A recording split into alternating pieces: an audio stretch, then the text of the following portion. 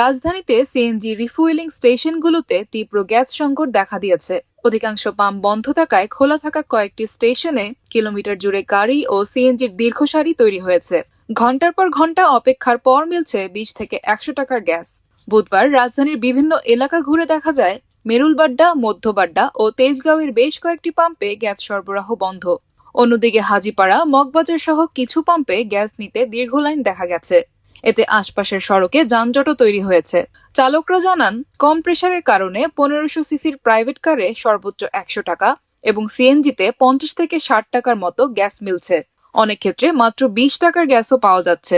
Pump কর্মীরা বলছেন, জাতীয় লাইনে গ্যাসের চাপ না থাকায় চাহিদা মতো সরবরাহ করা সম্ভব হচ্ছে না। দ্রুত সংকটের সমাধান না হলে সিএনজি ও প্রাইভেট কার চালকদের আয় রোজগার বন্ধ হয়ে চরম ভোগান্তি তৈরি হতে পারে বলে আশঙ্কা করছেন সংশ্লিষ্টরা।